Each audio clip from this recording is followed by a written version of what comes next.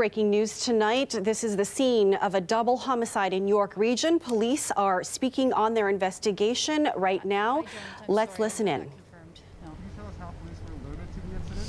You got the 911 call and the call from within. Can you answer any of those? You know what? I know that we got a call regarding a possible stabbing, but I don't know exactly where it came from or what the details were on that. Yeah. For the folks who are just joining, watching this live right now, can you give a brief synopsis of what happened today, Constable? Yes. So at approximately 2:30 this afternoon, we received a call to the residents here on Ridgegate Court in Mount Albert regarding a possible stabbing. When our officers arrived here at the scene, they located a adult female party who was pronounced deceased at the scene. Our officers had an altercation with the suspect, and the suspect is now deceased. He's an adult male, and that portion is going to be subject to an SIU investigation because of the fact that it was a police on a citizen interaction. We have an additional adult female who was taken to hospital with injuries, as well as what I'm told was a young child and an infant. And they were all taken to hospital. I don't have an update on the extent of their injuries as of yet. Do you believe this to be domestic in relation? How do all of these people know one another? I don't have any information just yet as far as what the relationship would have been or the connection. There's nothing that suggests that this would have been random, so obviously that's going to be something we're looking at. But it's very, very early on, being that it's only been a few hours since this actually happened. And Constable, for the folks who live in this neighborhood, what is your message? Are you concerned about safety? Is anybody else at large? No, we don't believe there is anyone else involved. We do believe, again, that the suspect is the person who is deceased here at the scene. We don't believe that this was random, and we don't believe there's any ongoing concerns for anyone here in this neighborhood. But people will see a strong police presence. We know this is a very quiet street and neighborhood, and people are going to be worried when they see this type of presence. But we do want to reassure people that we're here, we're investigating, and there isn't anything that they need to be concerned about. But certainly, if they have information, please come forward. Have you called in any additional resources? So the other resources, SIU is going to be the primary one. Sorry. Just to recap for you the breaking news that's happening in the town of East Gwillimbury, which is about an hour north of Toronto. York Regional Police responded to a call at around 2:30 this afternoon for a stabbing. When officers arrived at the scene, they found one adult female dead, but also an infant, a young child, and another adult female injured, and they were taken to hospital. Police also say that officers had an altercation with a male suspect, and that male was also pronounced dead at the scene. Police are not providing any details on the relationship between the individuals involved, but they did call it an isolated incident, and they don't believe that there is any danger to the surrounding community. Once again, police responding to a stabbing incident in the town of East Gwillimbury, north of Toronto. 2 people dead at the scene, including an adult male suspect. And we're going to stay on this story for you and bring you updates as we get them throughout this newscast. But now to the latest on the pandemic situation here in the province. Reports say Ontario is set to begin reopening its economy next week following a province-wide lockdown that began in late December. Still, the provincial government is warning residents to keep vigilant as the pandemic drags on. Loretta Redicop has the details. The Ontario government has a serious message for Super Bowl viewers tomorrow, warning of the dangers of COVID-19 in 2 ads set to air in 3 different spots, before and during the big game. But cases have gone down in Ontario over the past few weeks. The Premier has hinted about the possibility of easing restrictions. He suggested the reopenings could happen first in areas with low case counts. Especially in the northern rural areas, we want to get the economy opening up, but safely. Some are getting tired of the lockdown. I think people are just bored. They just want something to do. We can't wait to see friends again. We can't wait to go out for dinner.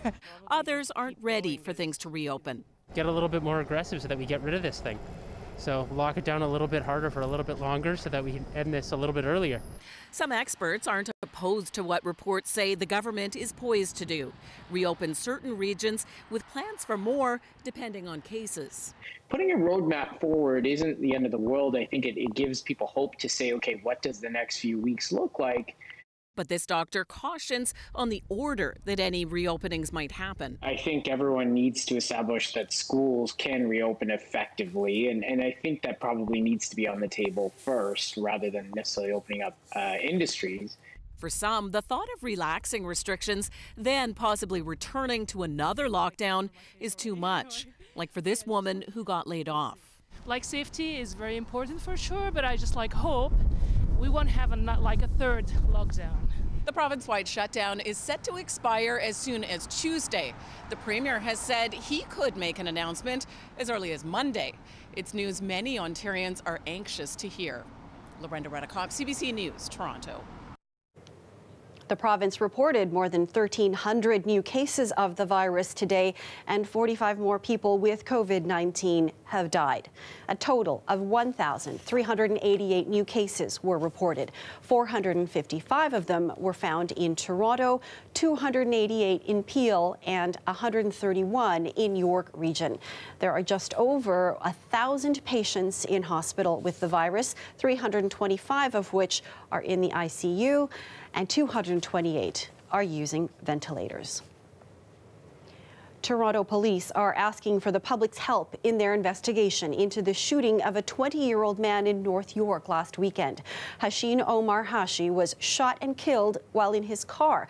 Police say the young man wasn't involved in any criminal activity. As Dahlia Ashry reports, a community is now dealing with a tragic loss.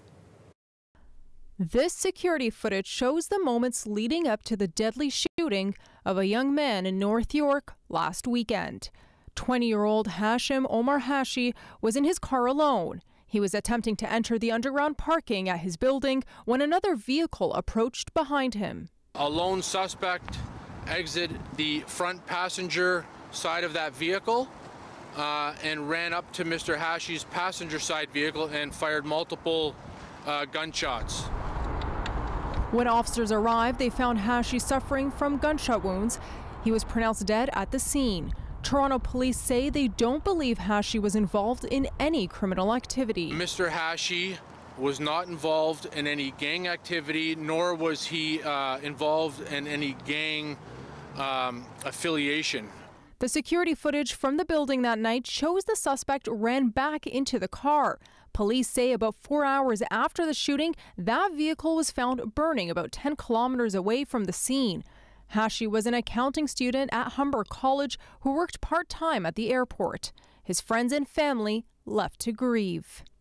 What I remember most about him was that he was an amazing, beautiful soul who was always smiling and internally filled with joy. Police are investigating to see if the suspects mistook Hashi for someone else. To this point, there is nothing to suggest that he was targeted for who Mr. Hashi was. I cannot say if he was targeted because he lived in the neighborhood. The area's councillor says, along with police, they are working on ways to make the area safer. We've had members of the community that have come forward with a petition asking for more security and more police resources in this area. The gun violence that we have in the city is sickening. Another life has been lost. Police say they are looking for the shooter and the driver and possibly 2 other suspects. Officers are asking anyone with information or dashcam footage from that night to come forward. Dahlia Ashry, CBC News, Toronto. While lockdown restricts large gatherings in the province, some marched in High Park to show their solidarity with those fighting for freedom in Belarus. We are here to support them because it's already a long time how they're trying to fight for their rights. I decided to come and to show that they are not alone and we're still trying to help. They're all standing up and trying to have a human rights and heard and have fair elections and just have freedom of speech. Some of the protesters still have family connections to their home country. They marched and chanted to support ongoing daily protests there and to show their support for detained Russian opposition leader Alexei Navalny. Plans for a new highway connecting the 400 and the 401 have been in the works for years, but now it's facing new pushback from environmental groups. Call it the Holland Marsh Highway because it goes straight through the Holland Marsh and because it will destroy wetlands and significant wildlife habitat in the Holland Marsh. More formally known as the Bradford Bypass, it's planned to be a 4-lane, 16-kilometer highway, part of which will pass through wetlands and farms. It's backed by the Ford government, but community groups are asking Ottawa to complete a federal environmental assessment for the project, saying the one done by the province in 1997 is dated and flawed. The province says it is speeding up construction on the highway without harming the environment. Well, if you've upgraded your phone recently, your old one could help gorillas at the Toronto Zoo.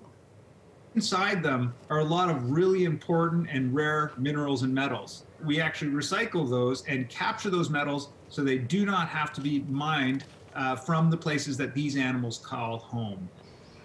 The recycling program has been going on for years, but this year the zoo is ramping up their goal to collect 15,000 phones to help these playful primates. The zoo is currently closed due to lockdown measures, but if you'd like to donate your old phone, you can drop it off or mail it in.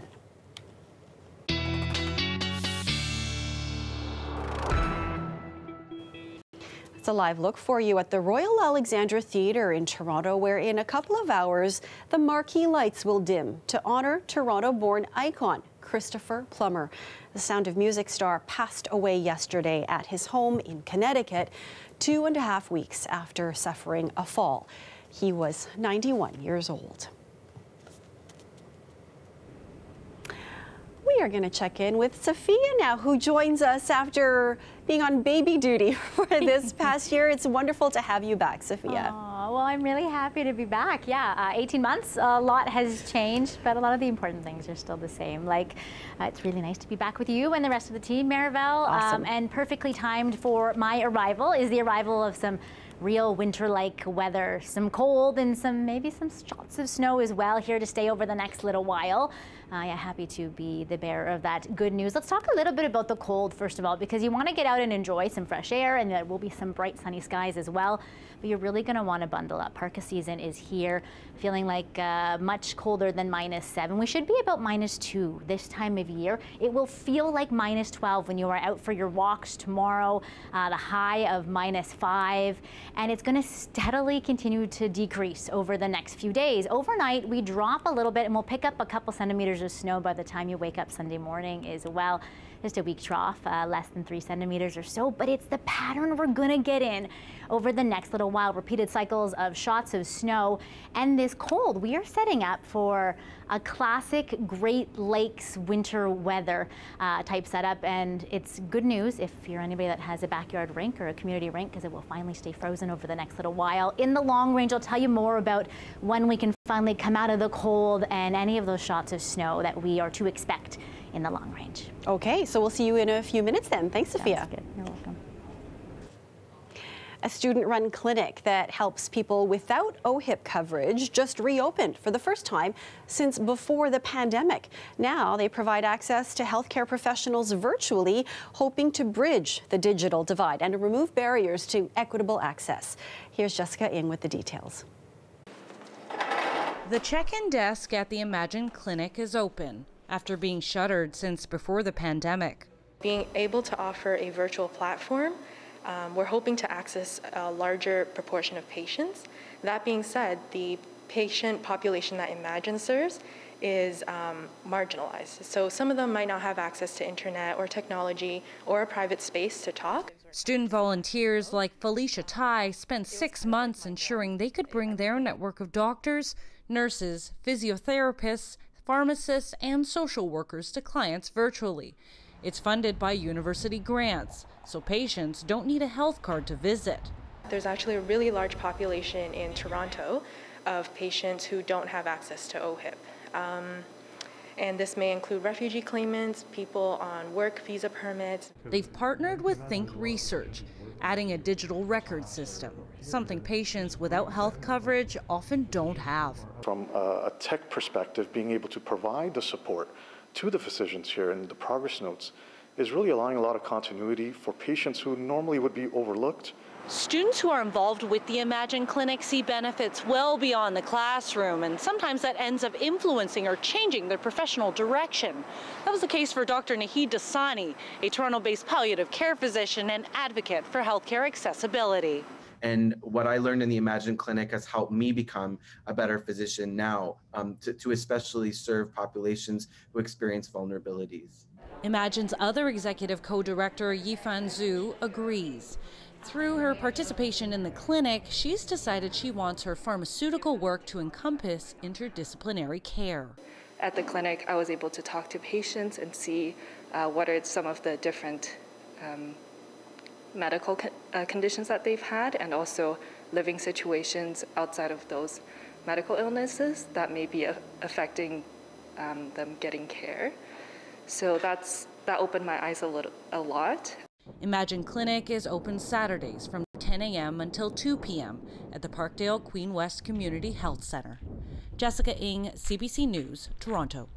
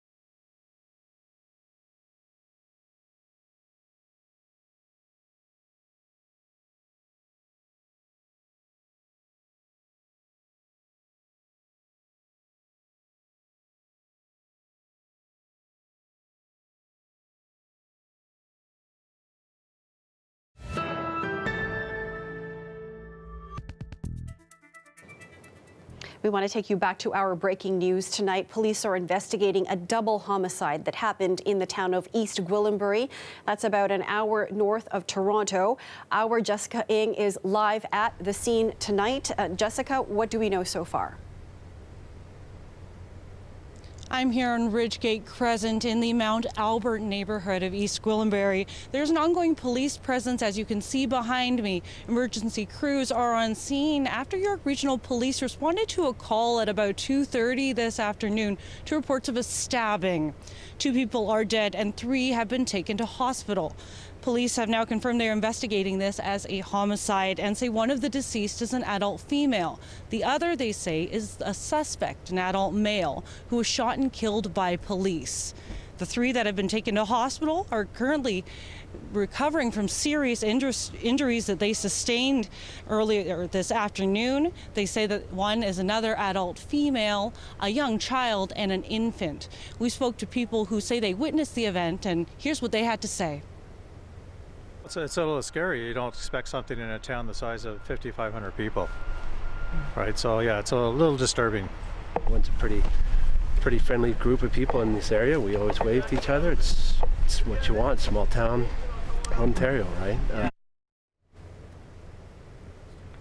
Orange Air Ambulance is on standby, though they haven't taken anyone for the moment. And the province's police watchdog, the Special Investigations Unit, is currently investigating the situation that has shaken this quiet community. We'll send it back to you in studio. All right, thank you for this, Jessica. That's our Jessica Ng live in East Gwillimbury tonight. We are turning a field of snow into a masterpiece, and that's a story that we've got for you coming up after the break. How a man in Northern Ontario used his snowshoes to make large-scale art.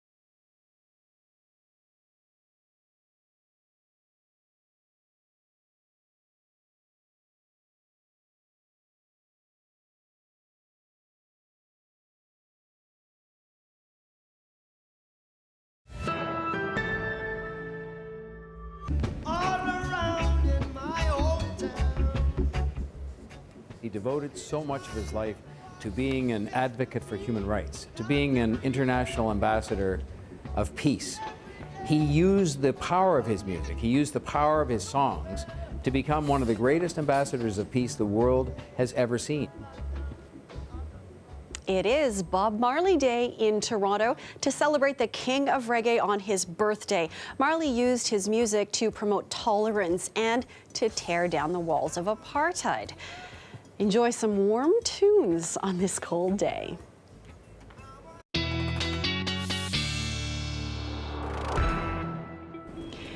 We sure needed those Bob Marley warm tunes today, Sophia. Warm tunes and the message of just be happy because, well, the warm weather is not going to be coming anytime soon. Folks, here's some things we're going to be talking about over the next little while. A prolonged cold spell, the polar vortex, the coldest air of the season. You're going to want to crank that Bob Marley if you've got it because you're going to need a little extra positivity here and there. -7 feels much colder with the wind chill and it's windy as well. Let's talk about that over the next little while.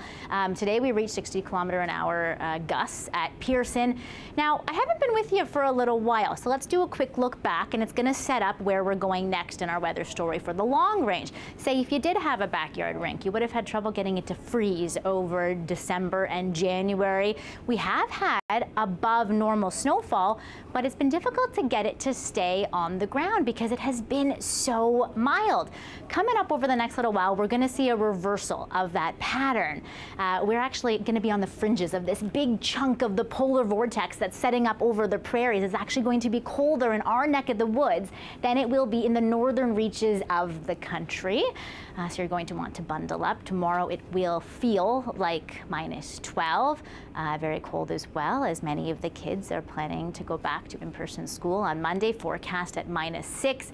It will feel like -11, so you're going to want to bundle them up. This is parka season. We've been sort of lucky, I think, over the last little while of winter. Now, over the next week or so, things are going to steadily decrease. Prolonged cold. We have a bit of an uptick on Tuesday, and that is because we are going to just be grazed by a system to the south that will drop about 3 to 5 centimeters of snow. May not be a bad day to head out with the kids and do some tobogganing if you can. We'll feel a little bit colder. Now, we are talking about prolonged cold and also setting up an active track. Where they are not talking about any of that is where the big game will be played, and it will be toasty and warm. To our south, the pattern will be a little bit different, though. This cold spell, this big chunk of cold air, will actually see colder weather for those of us in the southern tip of the province as opposed to us in the GTA. It will feel much colder with the wind chill over the next little while. You can say that winter is really making up for all the lost time now that February has set in. It's so true. We were lucky to this point, but we knew it was going to happen eventually. Welcome back. Yeah, exactly. Thanks a lot, Sophia. No problem. See you next weekend. Well, as you saw Sophia mention, we are one day away from Super Bowl Sunday. Tom Brady's Tampa Bay Buccaneers will take on Patrick Mahomes and Kansas City. And the party has already begun down south. Fans gathered for the NFL's Super Bowl fan experience at the Raymond James Stadium in Tampa, Florida. Masks mandatory at the event, as they will be during tomorrow night's big game. And due to pandemic concerns, only 25,000 fans will be in attendance, along with 30,000 fan cutouts. Those watching, including here in Canada, are being told to be extra cautious about gatherings. While the snowshoer in Northern Ontario is making the most of the wintry landscape, his canvas, frozen lakes and snow-covered fields, creating one-of-a-kind designs with the help of Google Maps and drafting software. Take a look at that really cool art. And that's it for our show for you tonight. Have a great night, everyone, and stay safe.